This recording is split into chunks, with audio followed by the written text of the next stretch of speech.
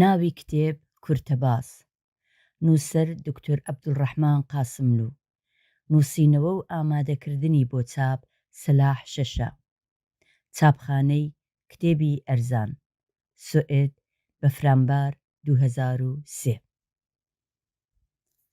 ناوەرۆک: 1.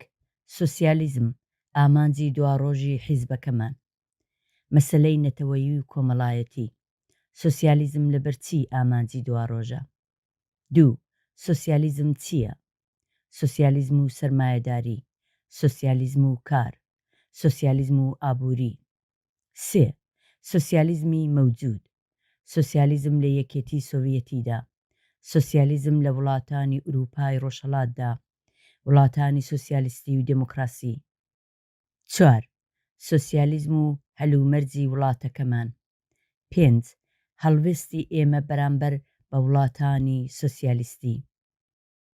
پێشەکی: خوێنەری بەڕێز، کتێبی کورتەباس لە 2 بەش پێکهاتووە.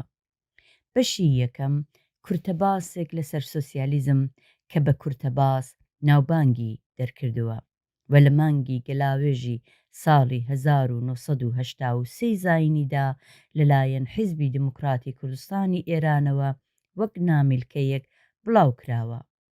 کورتەباس هەتا ئێستا وەرجێڕراوەتە سەر چەندین زمانی دی و لە زۆربەی زانکۆ گەورەکانی جیهانیدا خراوەتە ژێرباس و لێکۆڵینەوەی لەسەر کراوە. بەشی دووهەم شیکردنەوەیەکی کورتەباس لەسەر سۆسیالیزم. هاوڕێی تێکۆشەر دکتۆر عەبدوڵڕەحمان قاسملوو، سکرتێری گشتی حیزبی دموکراتی کوردستانی ئێران، لە ڕێکەوتی 15/1984 لە پلەنۆمی 15هەمی کۆمیتەی ناوەندی وتارێکی بە ناوی شیکردنەوەیەکی کورتەباس پێشکەش بە ئەندامانی کۆمیتەی ناوەندی کردووە. ئەم وتارە ئەگەرچی پەیوەندی بە هەلومەرجی سیاسی ئەو کاتی جیهان و تێکۆشانی حیزبەوە هەبوو، بەڵام وەک دەبینین لە هێڵە گشتیەکانیدا ئێستاش تازەیە و خوێندنەوەی بۆ تێکۆشەرانی گەلەکەمان سرنجڕاکێشە. بەشێک لە باسەکانی ئەم وتارە لەگەڵ ئەوەی کە ئێستاش هەڕاست و دروستن پاش ئەو ئاڵوگۆڕانە کە لە یەکێتی سۆڤیەتی و وڵاتانی دیکەی سۆسیالیستیدا ڕوویانداوە، تا ڕادەیەک کۆن دێنە بەرچاو.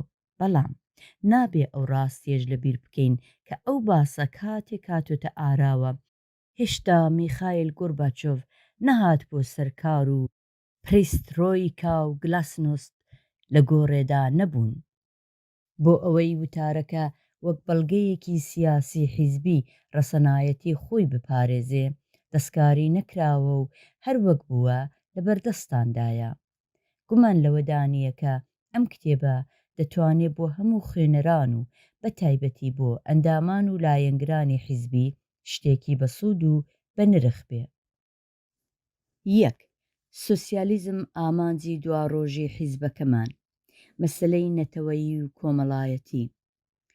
یەکەم پرسیار کە دێتە پێش ئەمەیە کە حیزبی دموکراتی کوردستانی ئێران کە حیزبێکی مارکسیست یان مارکسیست لێنینیست یا کۆمۆنیست و بەگشتی حیزبی چینی کرێکار نییە، بۆچی باسی سۆسیالیزم دەکا؟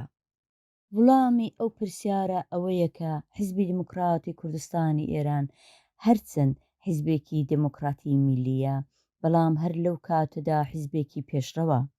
حیزبی پێشڕەو بەو مانایە کە دەیەوێ هاوڕێ لەگەڵ چارەسەرکردنی مەسەلەی نەتەوەیی و وەرگرتنی مافی نەتەوەیی گەلەکەمان، مەسەلەی کۆمەڵایەتیش چارەسەر بکە. لە دیاریکردنی ئەو ئامانجەدا ئێمە نەک تەنیا ئەزموونی نەتەوەکانی دیکەی جیهان بەڵکو ئەزموونی ڕابردووی نەتەوەی کوردیشمان بە تایبەتی لەبەرچاو گرتووە. ئەو ئەزموونە چییە؟ ئەو ئەزموونە کە مێژووی جوڵانەوەی گەلی کورد نیشانی داوە ئەوەیە کە ئەو حیزبەی دەیەوێ جوڵانەوەی گەلی کورد بەڕێوە بەرێ، ئەگەر حیزبێکی ناسیۆنالیستی نەتەوەیی تەواو بێ، واتە تەنیا چارەسەرکردنی مەسەلەی نەتەوەیی لەبەرچاو بگرێ، ئاکامی ئەوە دەبێت کە لەلایەک گیر و گرفتەکانی کۆمەڵایەتی بەبێ چارەسەرکردن هەروە دەهێڵێتەوە و بەم جۆرە وەرگرتنی مافی نەتەوەیی کارێکی بێسوود دەبێ. لەلایەکی دیکە چونکە بە هەر حاڵ ناکرێ گیر و گرفتی کۆمەڵایەتی لەبیر بچێتەوە، بە ناچار حیزبێکی دیکە پەیدا دەبێ کە تەکیە دەکاتە سەر جێبەجێکردنی ئەو گیر و گرفتانە. بەم هۆیەوە بەشێکی زۆر لە زەحمەتکێشانی کوردستان بۆ لای خۆی ڕادەکێشێ. بۆ نمونە لە کوردستانی عێراق پاش شۆڕشی چاردەی گەلاوێژ ژوویە لە ساڵی 1958 دوو جەڕیانی بەهێز پەرەیان گرت. یەکەم پارتی دموکراتی کوردستانی عێراق کە تەکیەی دەکردە سەر مەسەلەکانی نەتەوەیی و بۆ ئەم مەبەستە حازر بوو لەگەڵ پاشکەوتووترین توێژوچینەکانی کۆمەڵی کوردستانی عێراق هاوکاری بکە و لە هەر شێوەیەک کەڵک وەرگێ و لەگەڵ هەر کەسێک دۆستایەتی بکە. دووهەم حیزبی شیوعی کۆمونیستی عێراق کە تەکیەی دەکردە سەر گیر و گرفتەکانی کۆمەڵایەتی بە مەبەستی ڕاکێشانی زەحمەتکێشان بۆ لای خۆی. بەڵام لە ئاخردا بە تەواوی دەرکەوت کە هیچ کام لەو دوانە ناتوانن سەرکەون و بە باشی ڕوون بووەکە چە ئەو حیزبەی زیاتر بە گیر و گرفتەکانی نەتەوەیی بایەخ دەدا و مەسەلەکانی کۆمەڵایەتی کەم و زیاد لەبیر دەباتەوە و چە ئەو حیزبەی تەنیا مەسەلەی کۆمەڵایەتی لەبەرچاو دەگری و مەسەلەی نەتەوەیی گەلی کورد کە لەم قۆناغەدا مەسەلەیەکی بنەڕەتیە لەبیر دەباتەوە یان بایەخێکی کەمتری بۆ دادەنێ، ناتوانن لە قۆناغی ئێستای خەباتدا بەڕێوەبەرایەتی جوڵانەوەی گەلی کورد بەدەست بگرن و بیگەیەنە پلەی ئاخری سەرکەوتن. حیزبی دموکراتی کوردستانی ئێران هەر لە سەرەتاوە بە پێویستی زانیوە بەرنامەیەکی ئەوتۆدا بنێکە هەم بە شێوەیەکی ئوسولی و هەتا سەر مەسەلەی نەتەوەیی حەل بکا و هەم گیر و گرفتەکانی کۆمەڵایەتیش بخاتە بەرچاو و بۆ چارەسەرکردنیان تێبکۆشێ. ئەم حیزبە لە کاتی پێکهاتنیەوە واتە ساڵی 1945ەوە حیزبێکی نەتەوەیی پێشڕەو بووە و لە ساڵی 1970ەوە هەتا ئێستا بەرنامەکەی بەتایبەتی لەسەر ئەساسی چارەسەرکردنی ئەو دوو مەسەلەی نەتەوەیی و کۆمەڵایەتی دانراوە. لەباری مەسەلەی نەتەوەییەوە نێوەرۆکی ئەم مەسەلەیە لە ڕاستیدا ئەستاندنی مافی دانانی چارەنووسە. ئەم مافە دەکرێت بە چەند شێوە جێبەجێ بکرێ. یەکەم بە شێوەی سربەخۆیی ئیستیقلال کە شێوەی هەرە بەناوبانگێتی نەتەوەیەک کە سربەخۆیی وەردەگرێ مافی چارەنووسی خۆی بە تەواوی دابین دەکا. دووهەم شێوەی فێدرالیزم واتە وەرگرتنی مافی نەتەوەیی لە چوارچێوەی حکوومەتێکی فێدرالدا. سێهەم خودموختاری.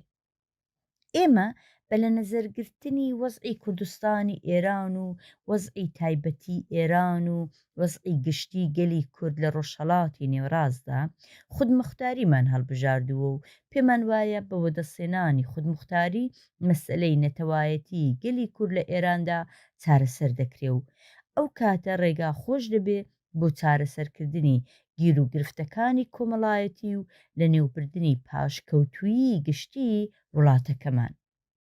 بەڵام لەباری مەسلەی کۆمەڵایەتیەوە بە بڕوای ئێمە ڕێگای چارەسەرکردنی مەسلەی کۆمەڵایەتی بە شێوەیەکی بنەڕەتی پێکهێنانی سۆسیالیزمە. ئەساسی سوسیالیزم لە ڕاستیدا لە نێوبردنی چەوساننەوەی ئینسانە. حیزبی دموکراتی کوردستانی ئێران دەیەوێ چەوساننەوە لە کۆمەڵدا بە تەواوی لە بین بچێ و لەبەر ئەوە پێکهێنانی سوسیالیزمی وەک ئامانجێکی دواڕۆژ بۆ کۆمەڵی خۆمان لە بەرچاوە. کەوابوو قسەی هێندێک تاقم و دەستە کە دەڵێن دروشمی حیزبی دموکرات وەرگرتنی خودموختاریە و لە پاشان کارێکی دیکەی نامێنێ و دەبێ هەڵوەشێ و مەیدانی خەبات چۆل بکە، ئەگەر غەرەزی تێدا نەبێ نیشانەی نەزانیە، چونکە پاش وەرگرتنی خودموختاری تازە دەبێ دەست بکەین بە پیادەکردنی بەرنامەکەمان کە ئاخرەکەی دامەزراندنی سوسیالیزمە. سوسیالیزم لەبەرچی ئامانجی دواڕۆژە؟ لە پێشدا ئەوە بزانین کە بۆ گەیشتن بە ئامانج دەبێ قۆناغ بە قۆناغ بەرەو پێش بچین و بۆ هەر قۆناغی دروشمی تایبەتیمان هەبێ. بەگشتی حیزبی سیاسی سێ جۆر دروشمی هەیە. یەکەم، دروشمی ڕۆژ کە دەکرێت لەسەر مەسلەیەکی دیاری کراوی زۆر بچووک بوێ، بۆ نمونە ئەگەر لە شارەکان نان یان نەوت و دەست نەکەوت دەتوانین خەڵک هان بدەین بۆ ئەوەی کۆ ببنەوە و خۆپێشاندان پێک بێن و داوای نان یان نەوت بکەن. شاگردی مەدرسە دەتوانین هان بدەین بۆ ئەوەی بە کۆمەڵوەڕێکەون و داوا بکەن مامۆستاکانیان تەبعید نەکرێن و دروشمی دیکەی ئاوە. دووهەم، درێژتر لە دروشمی ڕۆژ، دروشمی تاکتیکیە.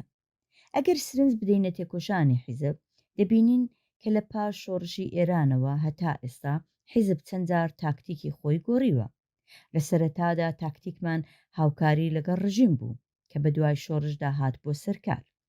ئێمە پشتیوانیمان لە بەڕێوەبەرایەتی خومینی و لە ڕژیمەکەی دەکرد و مەسلەی خەباتی چەکداری لە گۆڕێ نەبوو. لە شەڕی سێمانگەدا دەستمان کرد بە خەباتی چەکدارانە بە دژی ڕژیمی خومینی کە لە ڕاستیدا ئەو شێوە خەباتە ڕژیم بەسەریدا سەپاند بووین. پاش سەرکەوتن لە شەڕی سێمانگەدا سەر لە نوێ تاکتیکی خۆمان گۆڕی، بەڵام ئەمجارە لە جیاتی پشتیوانی لە ڕژیمی خومینی دەمانەویست بۆ دیتنەوەی ڕێگاچارەیەک بۆ مەسلەی کوردستان لەگەڵ دەوڵەت وتووێژ بکەین. تاکتیکی وتووێژیش زۆر درێژەی نەکێشا و سەر لە نوێ شەڕی چەکداری دەستی پێکرایەوە. بەڵام ئەگەر سرنج بدەین دەبینین کە تاکتیکی شەڕی چەکداری ئێستامان لەگەڵ شەڕی چەکداری سێمانگەدا فەرقی هەیە. ئەو کاتە ئێمە شەڕمان دەکرد بۆ ئەوەی ڕژیم ناچار بە وتووێژ بکەین، بەڵام ئێستا شەڕ دەکەین بۆ ئەوەی ڕژیم بڕوخێنین. چونکە لەم بڕوایەداین کە هیچ کام لە داوخوازەکانی خەڵکی کوردستان و گەلانی ئێران لە چوارچێوەی ڕژیمی خومینیدا وەدی نایە. واتە دروشمی ئێستای ئێمە ڕووخاندنی ڕژیمی خومینیە. بەم جۆرە دەبینین کە لەو ماوەیەدا چەند قۆناغ هاتۆتە پێش و بە پێی هەر کامیان تاکتیکمان گۆڕیوە و دروشمی تایبەتیمان داوە. سێهەم، لە تاکتیک درێژتر ستراتژیە. قۆناغی ستراتژیک ماوەیەکە کە چەند قۆناغی تاکتیکی دەگرێتەوە. ئێمە هەروەک ئیشارەمان پێکرد لە چەند ساڵی ڕابردوودا تاکتیکی خۆمان چەند جار گۆڕیوە، بەڵام دروشمی ستراتژیمان کە بریتی بووە لە دموکراسی بۆ ئێران و خودمختاری بۆ کوردستانی ئێران چە ئەو کاتەی پشتیوانیمان لە ڕژیمی خومینی دەکرد، چ لە وەختی شەڕی سێمانگەدا، چ ئەو دەمەی لەگەڵ کاربەدەستانی دەوڵەت خەریکی وتووێژ بووین و چ ئێستا کە دروشمی ڕووخاندنی ڕژیممان هەڵگرتووە هەر لە جێگای خۆی بووە و هەیە.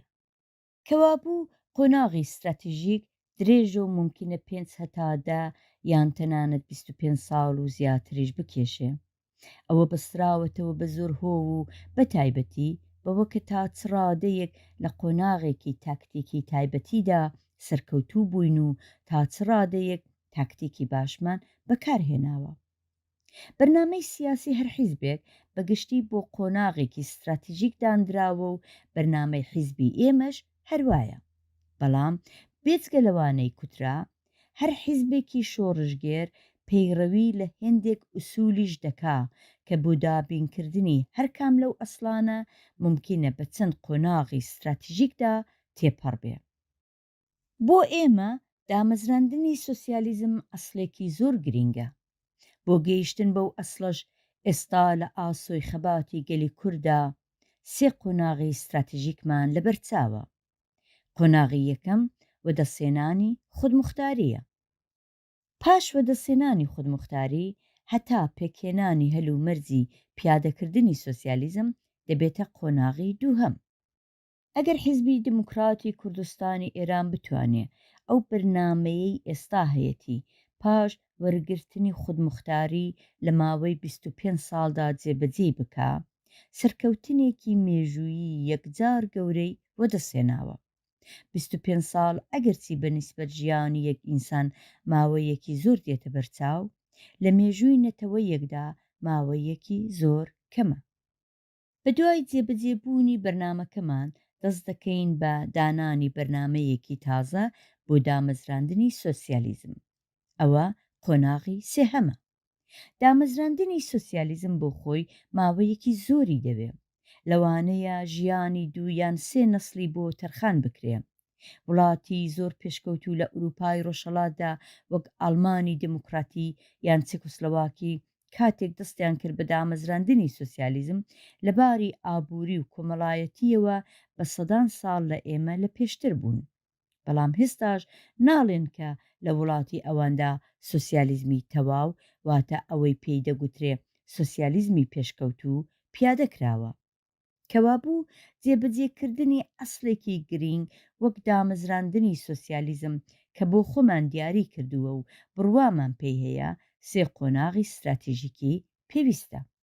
بە کورتی ئێمە لە ئێستاوە هەم دروشمی ڕۆژمان کە بەشێکە لە تاکتیکمان و هەم دروشمی تاکتیکیمان کە بەشێکە لە استراتیژیەکەمان و هەم دروشمی استراتیژیکمان کە لەسەر ئەسلێکی پیرۆزدانراوە بەڕوونی دیاری کردووە.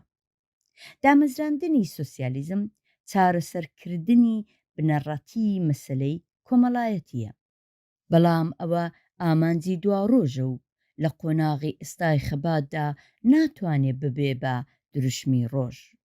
تەنانەت مەسلەی دامەزراندنی سۆسیالیزم بەو وەزع ئابووری و کۆمەڵایەتی و فەرهەنگیەی ئێستا لە کوردستاندا هەیە ناتوانێت نەک تەنیا دروشمی ڕۆژ بێ، بەڵکو لە ڕاستیدا بۆ قۆناغێکی تاکتیکیش ناکرێ باسی لەسەر بکرێ. بەڵام هەر ئەوەکە لە ئێستاوە ڕادەگەیەنین ئامانجی دواڕۆژی حیزبەکەمان دامەزراندنی سۆسیالیزمە، ڕێبازی گشتی حیزبەکەمان بۆ دواڕۆژ دیاری کردووە و ئاسۆی سیاسەت و تێکۆشانمان ڕوون کردوتەوە. ئەوەشمان دیاری کردووە کە لە کۆمەڵی کوردەواریدا چه پشتیوانمانە، لەگەڵ کام چین و تۆژێک دەبێ و دەتوانین بچینە پێش. هەروەها ڕوونمان کردوتەوە کە لە ئێران و لە دنیادا دۆست و هاوپەیمانەکانمان چێن. 2. سۆسیالیزم چییە؟ تا ئێرە وەک سەرەتایەک ڕوونمان کردەوە کە هۆی هێنانە گۆڕی سۆسیالیزم لە بەرنامەکەماندا چ بووە و کوتمان کە ئێمە وەک حیزبێکی پێشڕەو سۆسیالیزممان بۆیە هەڵنەبژاردووە چونکە وەک دروشمێک خەڵک پێی خۆشە، یان بۆ ئەوەی فلانە دەستە و تاقم پێمان بڵێن پێشکەوتوو. ئێمە سۆسیالیزممان لە پاش بیرکردنەوەیەکی ورد و لێکدانەوەیەکی قوڵ هەڵبژاردووە. ئێمە وەک حیزبێکی شۆڕژگێری واقعبین تێدەکۆشین بەگشتی زۆرداری نەتەوەیی لابەرین و گەلەکەمان هەست بەوە بکە کە خاوەنی چارەنووسی خۆیەتی و دەتوانێت فەرهەنگی نەتەوەیی خۆی پەرە پێ بدە. بەڵام هەر لەو کاتەشدا هەوڵ دەدەین لە پێش هەموواندا زەحمەتکێشانی کوردستان کە زۆربەی گەلی کوردن بە ئاواتە ئابووری و کۆمەڵایەتیەکانی خۆیان بگەیەنین کە ڕێگای وەدی هاتنی ئەو ئاواتەش دامەزراندنی سۆسیالیزمە. سۆسیالیزم و سەرمایەداری. سۆسیالیزم وەک نیزامێک کە دژی سەرمایەداریە هاتوتە مەیدان و کاتێک ئێمە دەڵێن سۆسیالیزممان دەوێ، ئەوە بەو مانایەیە کە سەرمایەداری ڕەت دەکەینەوە و بڕوامان بەوە هێناوە کە سەرمایەداری وەک نیزامێکی کۆمەڵایەتی لەلایەن مێژووە محکومە. لەم قسەیە بە هاسانی دەردەکەوێ کە دروشمی ڕووخاندنی سەرمایەداری کاتێک دەبێ هەڵبگیرێ کە ئیمکانی دامەزراندنی سۆسیالیزم وەک ئەرکێکی هەرە نزیک پێک هاتبێ. ئەمە وەڵامی هێندێک دەستە و تاقمە کە جارجار ڕەخنەمان لێدەگرن بۆچی ئێمە لە دروشمەکانی ئێستاماندا دروشمی دژی سەرمایەداری ناگونجێنین. دیارە ئێمە کاتێک دەڵێن بمرێ ئەمپریالیزم لە ڕاستیدا بە دژی سەرمایەداری دروشممان هەڵگرتووە، چونکە ئەمپریالیزم سیستمی جیهانی قۆناغی ئێستای سەرمایەداریە. بەڵام ئەگەر بینە سەرباری نێوخۆی کوردستان مەسلەکە دەبێت بە جۆرێکی دیکە لە بەرچاو بگیرێ. واتە لە پێشدا دەبێ بپرسین کە ئێمە لە کوردستاندا بە دژی کام سەرمایهداری دەبێ دروشم هەڵبگرین ئەو سەرمایهداریە لەکوێیە ممکنە ئاوازان ڕابێکە هەرکەس بۆ نمونە ملیۆنێک تمەنی پارە هەبێ سەرمایهدارە بەڵام لەباری علمیەوە سەرمایهداری مانایەکی دیکەی هەیە مارکس کە لە شیکردنەوەی سەرمایهداریدا هیچ کەس نایگاتێ دەڵێ سەرمایە پەیوەندیەکی کۆمەڵایەتیە ئەم تەعریفە ڕەنگە لە بەرچاوی ئەو کەسانە کە هەر باسی سەرمایە کرا فەوری جرفانی پڕ لە دراو و مڵک و ماڵیان وەبیردێتەوە هێندێک سەیر بێ بەڵام لە ڕاستیدا تەنیا ئەو کاتە دەتوانین باسی سەرمایهداری بکەین کە پەیوەندیەکی کۆمەڵایەتی تایبەتی پێکاتبێ واتە لەلایەک سەرمایهدار هەبێ و لەلایەکی دیکە کرێکار و لە بینی ئەو دوانەدا پەیوەندی چەوساننەوە دامەزرابێ چەوساننەوە لەبەر ئەوەکە کرێکار خاوەنی ئەمرازی بەرهەمهێنان وەسایلی تەولید نییە و بە ناچار هێزی کاری خۆی دەفرۆشێ کەوابوو دەوڵەمەند و سەرمایهدار لێک جیان هەر سەرمایهدارێک دەوڵەمەندە بەڵام هەر دەوڵەمەندێک سەرمایهدار نییە جا ئەگەر لە ڕوانگەیەکی ئاوا بڕوانینە کوردستانی ئێران دەبینین کە ئێستا لە کوردستاندا دەوڵەمەند هەیە بەڵام سەرمایهدارێکی ئەوتۆ وە بەرچاو ناکەوێ لەبەرەوە لە کوردستانی ئێستادا هەڵگرتنی دروشمی دژی سەرمایهداری پێویست ناکە بە تایبەتی کە قۆناغی ئێستای خەبات قۆناغی میلی دموکراتیە و سەرمایهداری لە کوردستان لە چینێکی یەکگرتوو و ڕێکخراودا خۆی نەنواندووە کە بەرامبەر بە داخوازی میلی دموکراتی ئێمە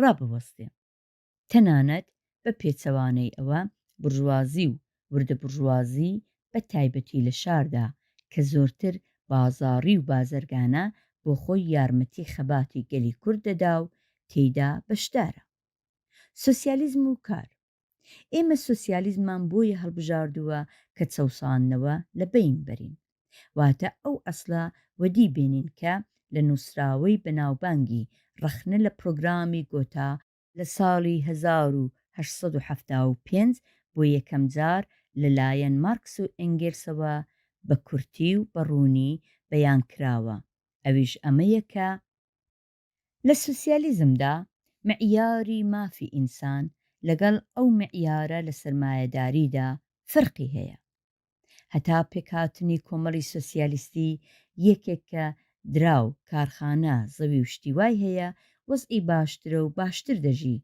بەڵام لە کۆمەڵی سوسیالیستیدا ئەو ئیمتیازانە هەموو بەرەبەرە وەلا دەچن و تەنیا یەک معیار دەمێنێتەوە کە ئەویش کارە واتە هەرکەس بە پێی لێهاتوویی کاری پێدەستپێردرێ هەر کەسیش بە پێی کارەکەی حەقی خۆی لە کۆمەڵ وەردەگرێ کەوابوو ئیمتیازی نەژادی چینایەتی ئیرسی عەشیرەتی ئاینی و هەمویان لە سوسیالیزمدا لە بین دەچن ئێمەش سوسیالیزممان هەر بۆیە هەڵبژاردووە کە ئەو ئیمتیازانە نەمێن و تەنیا کار ببێتە معیار چونکە ئەوە زۆر بە عادڵانەتر و ئینسانیتر دەزانین بەڵام با ئەوەش وەبیر بێنینەوە کە معیاربوونی کار بەو مانایە نییە کە تەنیا دەبێ ئەندازەی کار لە نەزەر بگیرێ بۆ ئەوەی کار ببێتە معیار دەبێ سێ شت لەبەرچاو بێ یەکەم ڕادە و چەندی کار دووهەم چۆنێتی کار سێهەم گرنگی کارەکە بۆ کۆمەڵ بۆ نمونە کاری دکتورێک لە باری چۆنێتیەوە لە کاری کرێکارێکی سادە بەرزترە کاری ئەو کرێکارە کە لە بن عەرز خەلووز دەردێنێ لە کاری کەسێک کە ڕۆژنامە دەفرۆشێ بۆ کۆمەڵ گرنگترە هەروەها سەبارەت بە کاری بەرپرسێک کە ئورگانێکی وڵاتەکەی بەڕێوە دەبا یان کەسێک کە کارخانەیەکی گەورە بۆ وڵاتەکەی هەڵدەسوڕێنێ یان زانایەک کە لێکۆڵینەوەی زانستی دەکا ئەوانە دەبێ یارمەتی زیاتریان پێ بدرێ و ئیمکاناتی پێویست بۆ بەڕێوەبردننی کارەکەیان بۆ پێک بێ سوسیالیزم و ئابووری ئێستا بزانین لەباری ئابووریەوە بۆچی سوسیالیزممان هەڵبژاردووە کوردستانی ئێران بەگشتی ناوچەیەکی پاشکەوتوو لە وڵاتێکی پاشکەوتوودایە لەبەر ئەوە کە سۆسیالیزم گیرروگرفتەکانی ئابووری زۆرتر و باشتر چارەسەر دەکات ئێمە بۆ لە نێوبردننی پاشکەوتویی وڵاتەکەمان سۆسیالیزممان هەڵبژاردووە سۆسیالیزم ئیمکانی ئەوە دەدا کە داهاتی نەتەوەیی وەک گرنگترین نیشاندەری وەزعی ئابووری هەر وڵاتێک خێراتر پەرە بستێنێ و ئەو داهاتە عادڵانەتر دابەش بکرێ ئەگەر لە وڵاتانی سوسیالیستیدا ئەو سۆسیالیزمەی کە پێی دەڵێن سۆسیالیزمی مەوجود یان پیادەکراو بخەینە بەرچاو بۆمان دەردەکەوێ کە بێجگە لە هێندێک حاڵەتی تاک بەگشتی نیسبەتی داهاتی خەڵک نزیکەی یەکبەدەیە واتە ئەگەر کەمترین ڕادەی داهاتی خەڵک لە مانگدا 1000 تمەن بگرین 95% خەڵک لە 1000 تا 10,000 تمەن لە مانگدا وەردەگرن یان بە جۆرێکی دیکە بڵین لەم وڵاتانەدا داهاتی زۆربەی خەڵک لە مانگدا لە 1000 تمەن کەمتر و لە 10,000 تمەنیش زیاتر نییە لە حالێکدا لە وڵاتانی سرمایەداری ئەو نیسبەتە زۆر جار دەگاتە 1/1000 واتە هیوا هەیە کە بۆ نمونە لە مانگدا 300 دلاری داهاتە و هیواشەیە کە لە بەرامبەردا مانگەی 3000 دلاری دەستکەوت دەبێ و ژمارەی هەردوو دەستە لە کۆمەڵدا زۆرە کەوابوو لە وڵاتی سوسیالیستیدا فەرق هێندا نییە ئەگەری شەبێ ڕۆژ بە ڕۆژ کەمتر دەبێتەوە و ئەگەر وای لێبێ کە ڕۆژێک ئەو جیاوازیە بگاتە 1/5 ئەو دەم بەڕاستی لە باری داهاتەوە جیاوازیەکی ئەو تۆ نامێنێ دیارە نابێ لە بیرمان بچێ کە ئەو کارە لە سوسیالیزمدا بەرەبەرە جێبەجێ دەبێ چونکە ئەگەر لە ناکاو بێ زەرەرێکی زۆر دەگەیەنێ و لە ڕاستیدا ئەوەی کە پێی دەڵێن یەکسانین ئێگالیتاریسم لە سەرەتادا وەزعێکی وا پێکدێنێ کە بەرگری هاندانی خەڵک دەبێ بۆ ئەوەی کە هەموو لێوەشاوەیی و ئیمکاناتی خۆیان وەکار بخەن هەر لەسەر مەسلەی داهات ئیشارە بە 1-2 خاڵی بچووکی دیکەش بێکەڵک نییە یەکەم ئێستاش لە وڵاتانی سوسیالیستیدا هێندێک حاڵەتی تایبەتی جارجار دەبینرێ بۆ نمونە ئیمکانی ئەوە هەیە لە وڵاتێکی سوسیالیستیدا یەکێک لە ڕێگای دزی یا قاچاقچیەتیەوە چەند ملیۆن وەدەست بێنێ بەڵام ئەمە هێندە گرنگ نییە چونکە لەلایەک بۆ ئەو چەشنەکارانە سزای زۆر تونددانراوە و لەلایەکی دیکەشەوە ئەوە حاڵەتێکی ئاسایی ئابووری نییە و ئەساسی پەیوەندیەکانی ئابووری نیزام ناگۆڕێ دووهەم دەبێت پێلەوە بنین کە جاری وا هەیە لە وڵاتی سوسیالیستیشدا هێندێک نائەداڵەتی ئابووری دێتە بەرچاو بۆ نمونە ئەگەر کرێکارێک لەگەڵ ژنەکەی هەردوو کار بکەن هەردووکیان یارمەتی وەردەگرن ژن و پیاوێکی کرێکاری دیکەش ئەگەر هەر لەو حاڵەدا بن و بەو فەرقە کە منداڵێکی زۆریان هەبێ دیارە بۆ منداڵەکانیان هێندێک یارمەتی زیادی وەردەگرن بەڵام ئەو یارمەتیە زیادیە هێندە نییە و لە نەتیجەدا ئەو داهاتە کە بەگشتی بەسەر 7-8 کەسدا دابش دەکرێ کەمتر دەبێ لەوەکە تەنیا بەسەر 2 کەسدا دابش بکرێ و ئەوە هێندێک نائەداڵەتی پێشدێنێ لێرەدا ئەم پرسیارە دێتە پێش کە ئەی کەنگێ کۆمەڵیان نیزام بە تەواوی عادڵانە دەبێ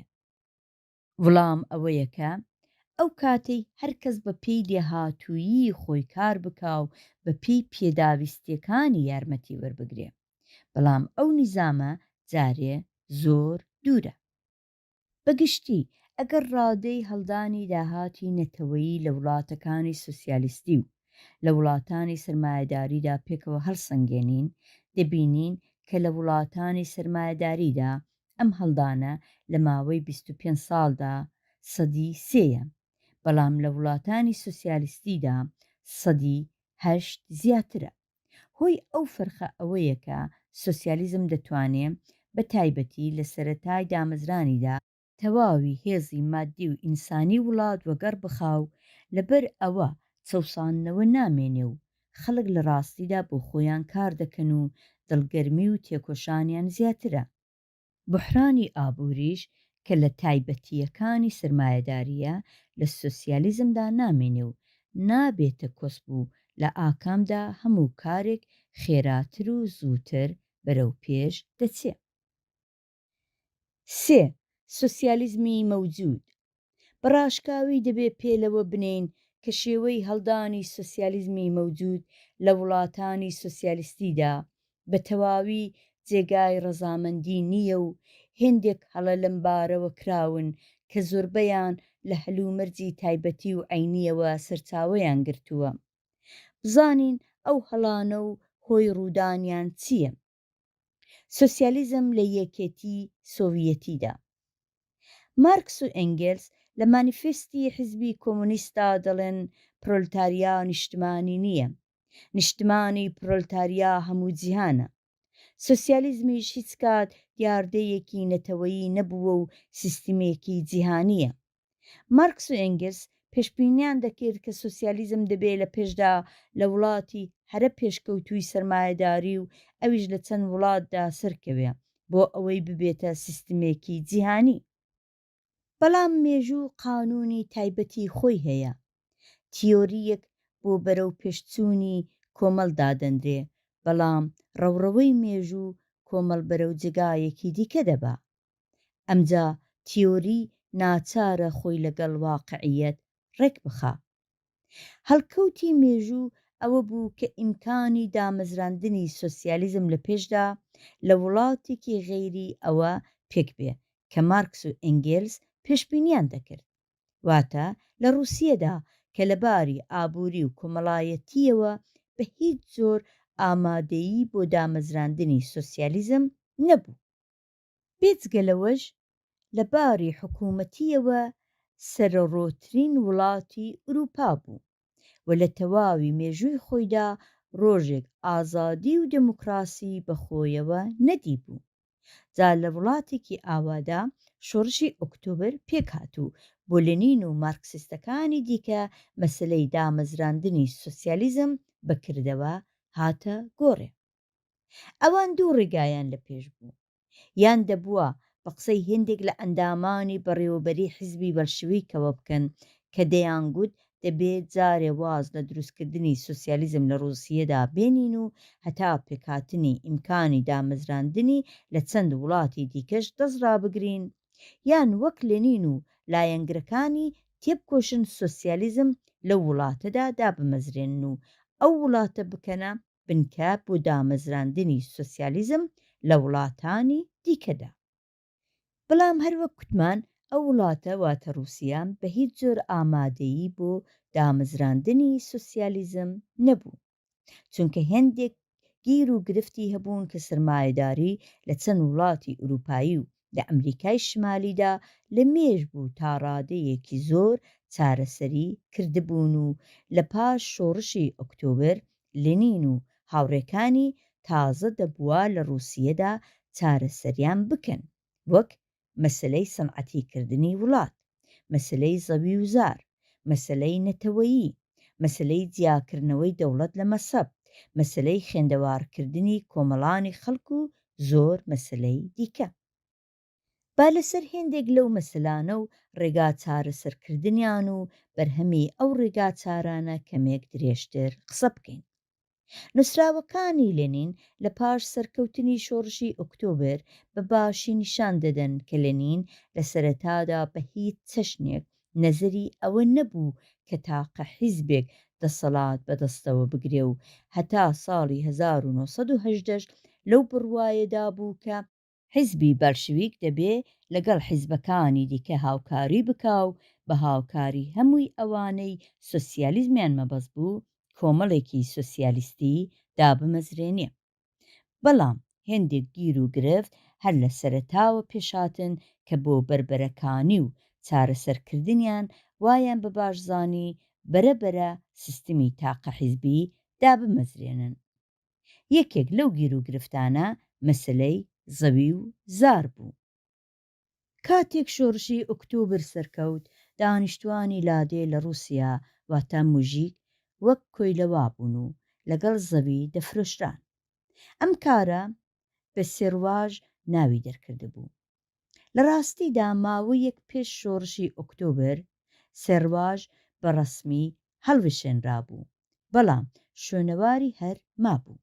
لە ساڵی 1970دا ئەوانەی کە پێیان دەکوتن سوسیال ڕێڤۆلیوشنەر سۆسیالیستی شۆڕژگێر یان زۆر بە کورتی SR بەرامبەر بە بەڵشەویکەکان ڕاوەستان. ئەوانە بە پێی نووسراوەکانی لەنین نفوزێکی زۆریان لە نێو جوتیاراندا هەبوو و ڕۆژنامەنووسی ئەمریکایی بە ناو جان ریدیش لە کتێبە بەناوبانگەکەی بە ناوی ئەو دەڕۆژەی دنیایان وە لەرزە خست دا ئەم ڕاستیەی بە جوانی باس کردووە. لەنین بە تایبەتی بە مەبەستی ڕاکێشانی جوتیاران و بەشدارکردنیان لە حکوومەتدا یەکێتی حیزبی بەڵشویک لەگەڵ SRەکانی هێنا گۆڕێ، کەوا بوو دروشمی یەکێتی کرێکاران لەگەڵ جوتیاران کە بوو بە ئەسڵێکی پەسەندکراو لەلایەن حیزبی بەڵشویکەوە لە جەریانی شۆڕشی ئۆکتۆبردا هاتە گۆڕێ و لە زەمانی مارکس و ئێنگێلسدا باسی ئەم یەکێتیە بەم شێوەیە نەبوو. دروشمی وان بریتی بوو لە پرۆلتاریاکانی جیهان یەک بگرن. بە هەر حاڵ ئێسێرەکان لە ئاخردا نەچوونە ژێرباری ئەو یەکێتیە و مێژوو دەری خستووە کە تەنانەت خەریک بوون کودتا بکەن و بۆ خۆیان دەسەڵاتی سیاسی بەدەستەوە بگرن کە بەڵشەویکەکان پێیان زانی و زووتر جوڵانەوە. SRەکان دەیانکوت کە لە ئۆکتۆبری 1970دا بەڵشەویکەکان کودتایان کردووە نەک شۆڕش و ئەوەیان بە تایبەتی بۆیە دەکوت کە لە سەرەتادا شۆڕش بەدانی کوژراوێکی زۆر کەم سەرکەوت و تەنانەت لە گرتنی کۆشکی زستانیشدا زیاتر لە چەند سەد کەس نەکوژران. لە پاشان ئێسێرەکان داوایان کرد سەرباز و جوتیارەکان کە چەکدار بوون بە دژی بەڵشەویکەکان ڕاپەڕن و ئەو کاتە بوو کە هەروەک کوتمان حیزبی بەڵشەویکیش ناچار بوو سەرکوتیان بکا و دەسەڵات بە تەواوی بەدەستەوە بگرێ. بەم جۆرە بەرەبەرە مەسلەی زاڵبوونی تاقە حیزبێک و دامەزراندنی دیکتاتۆری پرۆلتاریا لە کردەوەدا هاتە گۆڕێ. هۆیەکی دیکە کە جەریانی سەقامگیربوونی دەسەڵاتی تاقە حیزبی خێراتر کرد گەمارۆدانی رووسیەی سۆڤیەتی لەلایەن وڵاتانی سەرمایەداریەوە بوو.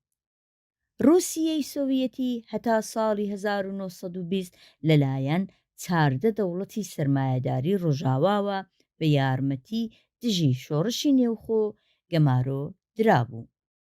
تەنیا پاش 2 ساڵ شەڕ و لە خۆبردوویی گەورە بوو کە بەڵشەویکەکان توانیان سەرکەون. 2 ساڵ پاشتر واتە لە ساڵی 1922دا جمهوریەکانی رووسیەی سۆڤیەتی یەکتریان گرت و یەکێتی سۆڤیەتیان پێکێنا و بەم جۆرە ئیمکانی دامەزراندنی سۆسیالیزم لە یەک وڵاتدا پێکات. بەڵام هەروەک لە پێشوودا گوتمان ئەم کۆڵەبارە قورساییەی چەند سەد ساڵە و پاشکەوتووی ئیمپراتۆری رووسیەشی لەگەڵ بوو.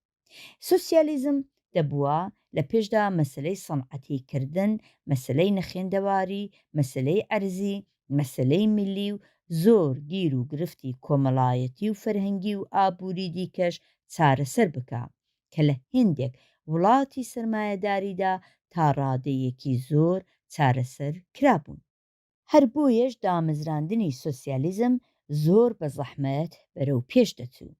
بۆ نمونە تەنیا لە ساڵی 1929 واتە 12 ساڵ پاش شۆڕشی ئۆکتۆبر دابوو کە یەکەم بەرنامەی ئابووری 5 ساڵە دەست پێکرا. پاش کۆچی دوایی لەنین لە ساڵی 1924دا بەرەبەرە وەزع لە یەکێتی سۆڤیەتی و بە تایبەت لە نێو حیزبی کۆمونیست حیزبی باشویکدا گۆڕا. ستالین کە دەسەڵاتی بەدەستەوە گرتبوو لە جیاتی دموکراسی لە نێو حیزب و لە نێو وڵاتدا لە ژێر ناوی دیکتاتۆری پرۆلتاریادا دیکتاتۆریەکی شەخصی خۆی جێگەر کرد. ئەمە لادانێکی زۆر گرنگ لە ڕێبازی ڕاستەقینەی حیزبی بەڵشەویک بوو کە هەتا ئێستاش شوێنی خۆی لە یەکێتی سۆڤیەتیدا بەجێ هێشتووە. بەگشتی لە ژێرپێنانی دموکراسی یەکێک لە دیاردەکانی زمانی ستالینە. لە زمانی ستالیندا بوو کە گرنگیدانی لە ڕادەبەدەر بە نەخشی دیکتاتۆری پرۆلتاریا هەروەک ئیشارەمان پێکرد بەرەبەرە بوو بە دیکتاتۆری حیزب و دیکتاتۆری حیزبیش بوو بە دیکتاتۆری سکرتێری حیزب واتە ستالین کە حیزبی بەلشویکی بە تەواوی خستبووە ژێردەسەڵاتی خۆی. یەکێک لە دیاردەکانی نەمانی دموکراسی نەجیرانی کۆنگرەی حیزبی بوو.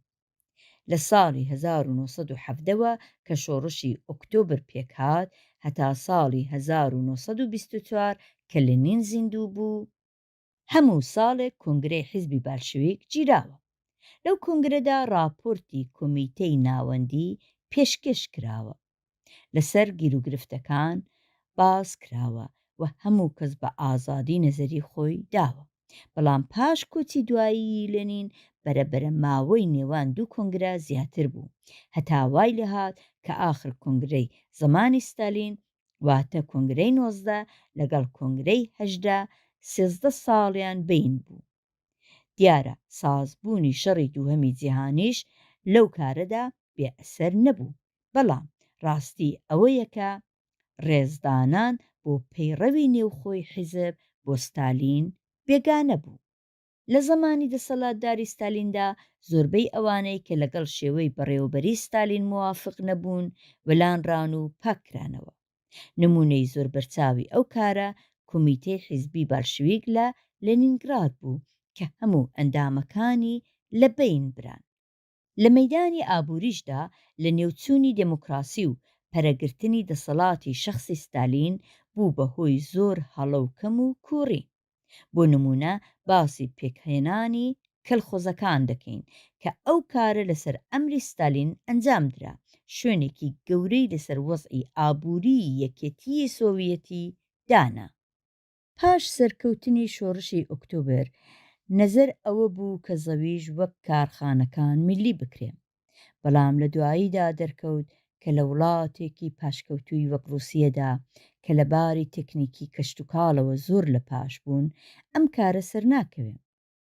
لە جیاتی ئەوە بێجگە لە هێندێک جێگا کە ئیمکاناتی میلیکردنی زەوی و پێکهێنانی شرکەتی دەوڵەتی بەناوی سەخۆز هەبوو، باشتر ئەوە بوو لە پێشدا زەوی لە نێو جوتیاراندا بەش بکرێ و لە پاشان ئەو جوتیارانە بەرەبەرە هاان بدرێن بۆ ئەوەی شرکەتی تەعاونی کەلخۆز پێک بێنن.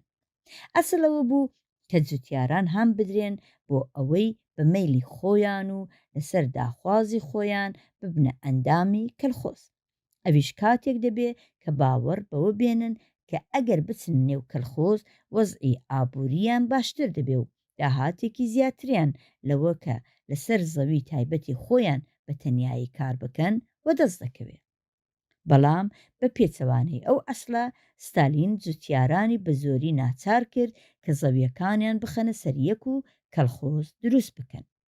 ئەم کردەوەیە ئێستا شوێنەواری هەرماوە و حکوومەتی سۆڤیەتی هێشتانەی توانیوە گیرروگرفت و پەیوەندیەکانی کەشتوکاڵ بە قازانجی سوسیالیزم چارەسەر بکە. تەواوی ئەو کەسانەی لە تاریخدا ئاگاداریان هەیە دەزانن کە زمانێک ئوکراین بە ئەمباری گەنمی دنیا دەناسرا، بەڵام ئێستا یەکێتی سۆڤیەتی ناچارە هەموو ساڵێک گەنم لە ئامریکا بکڕێ، چونکە ئەگەر لە ئابووری وڵاتێکدا شێوە هەڵسوورانێک جێگر بوو هەروە بە سووک و هاسانی لە بەین ناچێ و دانانی شێوەیەکی تازە خەباتێکی دوور و درێژی پێویستە. مەبەست لەم باسەدا هەروەک لە هەوڵدا گوترا ئەوە بوو کە نیشان بدەین دامەزراندنی سوسیالیزم لە وڵاتێکدا کە هەلومەرزی تێدا ئامادە نیە تووشی چەندە تەنگ و چەڵەمە دەبێ و بەرهەمی چەندە خراپی لێ پەیدا دەبێ. ئەگەر کەسێک وەک ستالین توانی هەموو دەسەڵاتێک لە یەکێتی سۆڤیەتی بەدەستەوە بگرێ و دموکراسی ئاوا لەژێر پێبنێ، هۆیەکەی هەر دەکەوێتە سەر ئەو تەنگ و چەڵەمانە. ئەگینا لەنین بۆ خۆشی تاڕادەیەکی زۆر ستالینی ناسی بوو لە نامەیەکدا کە لە پێش کۆچی دواییدا بۆ کۆمیتەی ناوەندی نووسیوە کتوویەتی بۆ سەکرێتێری حیزب یەکێک پەیدا بکەن کە هەموو تایبەتیەکانی ستالینی لە باری کارەوە هەبێ بەڵام وەک ئەو تونند و تیژ نەبێ. لەم نامەیەدا کە ئەندامانی حیزب هەر نەشیان دەزانی هەیە و بە دەستوری ستالین شاردرابووەوە هەتا لە زەمانی خوڕشچۆڤدا بڵاوکرایەوە، لەنین لە ڕێکەوتی 5 مارسی 1923 دەڵێ بۆیە پێشنیار دەکەم هاوڕێیان ڕێگایەک ببیننەوە بۆ ئەوەی ستالین لەو مەقامە هەڵبگرن و کەسێکی دیکە لە جێگای دابنێن.